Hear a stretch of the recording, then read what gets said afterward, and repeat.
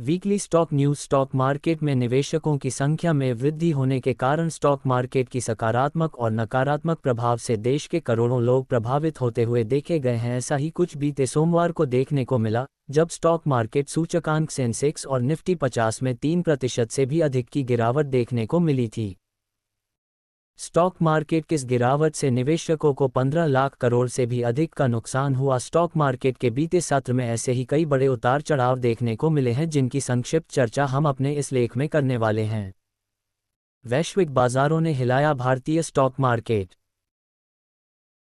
संयुक्त राज्य अमेरिका में आशंकित मंदी और जापानी केंद्रीय बैंक द्वारा ब्याज दरों में वृद्धि के कारण वैश्विक बाजार में गजब की गिरावट देखने को मिली, जिसका असर भारतीय स्टॉक मार्केट में देखने को मिला। क्योंकि भारतीय स्टॉक मार्केट के पिछले सत्र की शुरुआत निराशाजनक रही थी, क्योंकि सोमवार के दिन सेंसेक्स में 2222.55 अंक या 2.74% गिरावट आई, जिसके बाद सेंसेक्स की क्लोजिंग 79,000 अंक पर हुई और निफ्टी में 23,000 अंक या 3% की गिरावट आई, जिसके बाद निफ्टी की क्लोजिंग 23,000 अंक पर हुई थी। लेकिन गिरावट का ये सिलसिला बुधवार टूटा और सेंसेक्स ने 1.11% और निफ्टी ने 1.43% तेजी दिखाई। यही तेजी बिकली क्लोजिंग के दिन भी देखने को मिली। निवेशकों को हुआ 20 लाख करोड़ से अधिक का नुकसान। वैश्विक बाजार में गिरावट और मिडिल ईस्ट में चल रहे तनाव के कारण भारतीय स्टॉक मार्केट में सोमवार के दिन बड़ी गिरावट देखने को मिली थी। इस गिरावट से निवेशकों का 15 लाख करोड़ से भी अधिक का नुकसान हुआ था, जिस कारण बाजार मूल्यांकन सोमवार को गिरकर $5.27 ट्रिलियन और मंगलवार को गिरकर $5.24 ट्रिलियन रह गया था। 2 दिन की इस गिरावट में निवेशकों को 20 लाख करोड़ से भी अधिक का नुकसान हुआ था। कौन रहे सबसे बड़े लूजर्स और गैनर्स? पिछले सत्र की गिरावट में कई सेक्टोरल इंडेक्स में जोरदार गिरावट देखने को मिली है।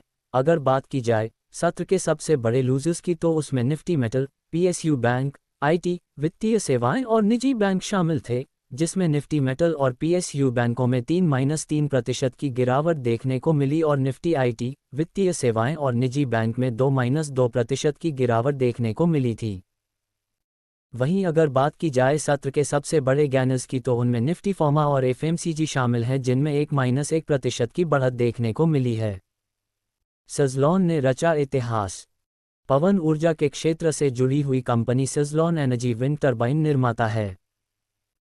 कंपनी के स्टॉक में वीकली ओपनिंग के दिन कुछ गिरावट देखने को, लेकिन उसके बाद से स्टॉक लगातार तेजी दिखाता हुआ देखा गया, क्योंकि बुधवार को स्टॉक में 5% और गुरुवार को स्टॉक 4.8% की तेजी देखने को मिली है।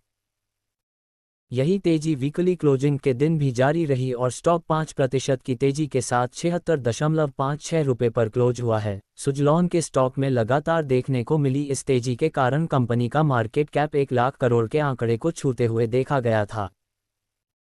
सुज़लॉन के रिकॉर्ड मार्केट कैप के कारण कंपनी एनएसई पर 1 लाख करोड़ रुपए से अधिक बाजार पूंजीकरण वाली अक्षय ऊर्जा के क्षेत्र की शीर्ष 100 कंपनियों में शामिल होने के साथ साथ शीर्ष 5 हरित ऊर्जा फर्मों में भी शामिल हो गई है। नए सप्ताह में मार्केट की क्या होगी चाल? नए सप्ताह में निवेशकों के द्वारा व्यापक आर्थिक आंकड़ों और कंपनियों के द्वारा जारी की जाने वाली Q1 परिणामों पर नजर रखी जाएगी। इसके साथ साथ नए सप्ताह में औद्योगिक उत्पादन सूचकांक के आंकड़े और व्यापार के आंकड़े भी बाजार की चाल निर्धारित करते हुए देखे जा सकते हैं। इसके साथ साथ अमेरिकी उपभोक्ता मूल्य सूचकांक के आंकड़े भी निवेशकों पर सकारात्मक और नकारात्मक प्रभाव डालने में सक्षम होंगे। डिस्क्लेमर: आपने जो न्यूज़ पढ़ी उसका मकसद केवल आपको जानकारी देना है। हमारी channel equity news stock market के कंपनी की latest news, bonus, dividend, IPO की इन्फॉर्मेशन देने का काम करती है। भारतीय शेयर मार्केट जोखिम के अधीन होता है, जिसे आपका आर्थिक नुकसान हो सकता है, जिससे निवेश करने से पहले किसी विशेष सलाहकार की सलाह लेना आवश्यक है और हमारी चैनल सेबी द्वारा रजिस्टर्ड भी नहीं है।